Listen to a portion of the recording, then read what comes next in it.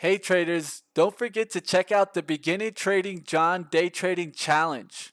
As a part of the TradeNet Trading Challenge, every trader who qualifies for the challenge will receive a demo trading account with a trading balance of $10,000. If by the end of the trading challenge you have achieved 500 and more in net profit, you will go ahead and win yourself an intro account and have access to a $14,000 in buying power funded account.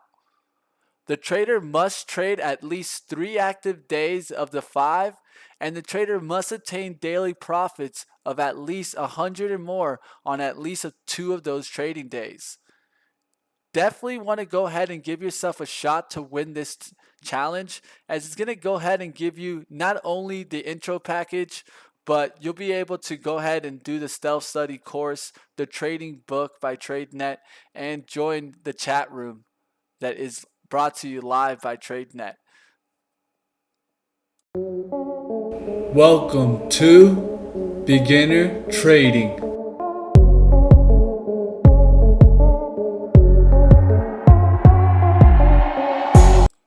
Thinking about adding to it here, but All right, guys, I'm in HTZ here. Risk is 73.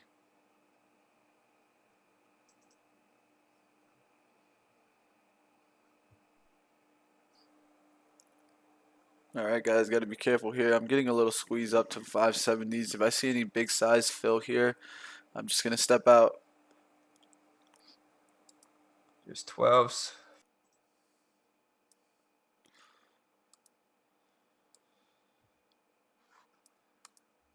All right, pushing up there. HCZ looking like she wants to just squeeze me out right here. Yeah, I can use all of that, Brennan. I can use all of the buy. That's my buying power. So I have the pro package, and so I have 240,000 in buying power to trade with. This account cost me $9,000 though. But their base package is $400, $375 if you go through my link, and that comes with 14K in buying power. And from what I understand, you can use all of it. All right, guys, if I see anything fill right here, I'm just going to step out. See, that's the squeeze that I was worried about there, guys. Lost a little bit more than I was supposed to lose. Why? Low volume. But that's what happens when you get squeezed with low volume. You get the level 2 to change on you. And it went quickly there from 70 to 75. So I lost 5 cents more. It's not a big issue because it's only $50 loss. Here's one that looks Heads up in the interesting. bud. Which would? OSTK. And a Overstock. huge I forgot about bullish that. trend. Then huge range move all the way down to 22. Created one high. Probably that 15 level all day. It just depends on what we get. If we get a quick bounce back up here, I'm not going to want it. But I see some ranges I might be able to attack today. There goes AMRN squeezing up, so happy to get out of there. All right, seeing that drop down right there. Should have maybe got into that 13s, 23 13s. I had my finger on the short, but didn't get the 13s there. All right, guys, short there in OTSK. Saw what we call price action deny there at 23. Got to hold now to, instead of that 34, got to hold right above the highs, which are 23 22. 300 shares here.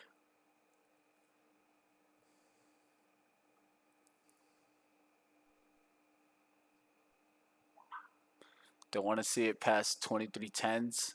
Gonna risk off of that 23.16.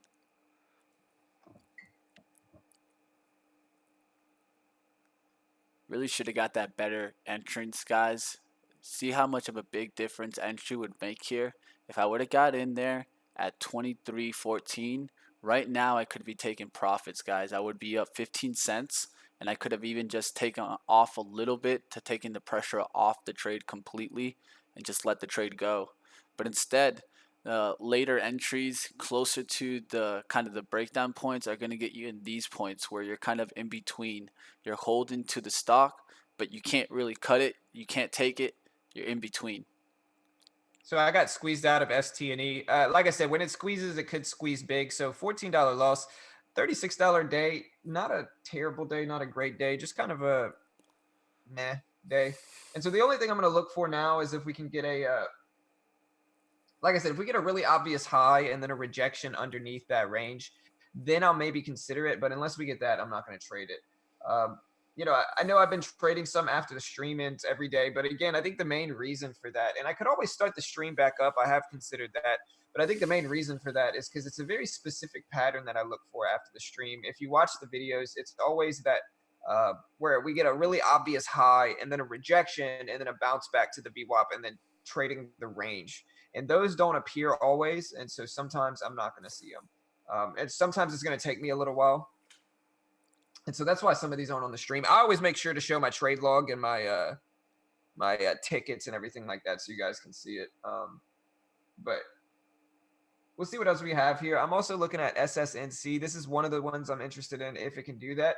And Overstock doesn't look terrible either. I could throw Mitch up now that I'm done. The chop is real today, man.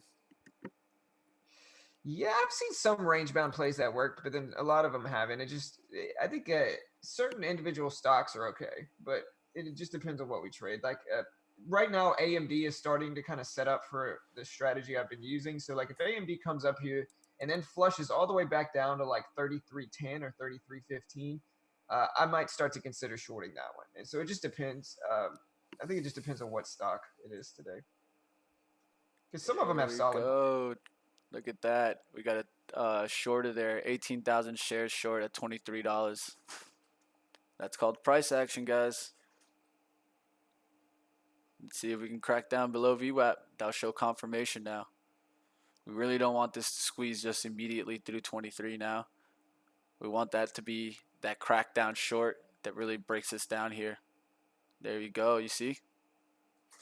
Now we're down there to that 75, 78 area. Gonna give it a second here before I take some shares off. Yeah, I'll be right back. It looks solid for you though, brother. But I'll be right back. Yep.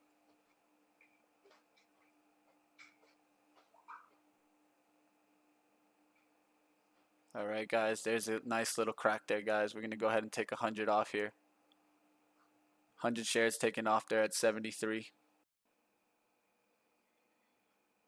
And see, Mitch and I have a little bit different style, but we both kind of see the same things. And we, all right, there's 83s, 85s. We can let it test 87, but if it strongly breaks it, I guess I should probably get out. Specifically here as well, 89, 90.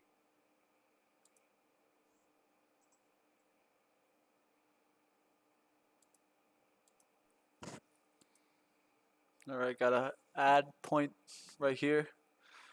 All right, just hit my ad there, guys. Got to hold to above 90s. The squeeze up here could be very quickly to 22.94. I see that on the third level of the level 2. I'm just going to respect that. If that comes up, even on the ask, I got to get out. Can't risk all that. Here's 90s showing up on the ask again.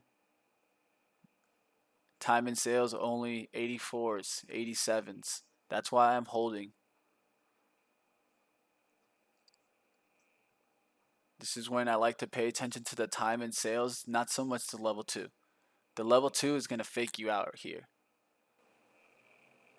Yep. Just pay attention to the share size it's actually going through. That looks good. Look, 4,000 shares at 81. So now we definitely have to respect your level. Don't let it push past it, but understand that you actually have weight on your side now. Right. And we got a triple top. Triple top. What did BYND do? I was looking at BYND. BYND, I called that one out earlier this week and just said it looked super weak. Because it did. It just looked sketchy. BYND. It's looking strong today, though. And this is what you get a lot of the time with big gap downs, especially monster gap downs like BYND, is you get these rebounds there. Ooh, look at that squeeze. Yep. 91's fill, out. 95's filled. So I saw, this is a perfect example of level 2s to show you guys price action. And even though it didn't go our way, look at my realized, guys. What am I going to do? I'm going to break even on the day.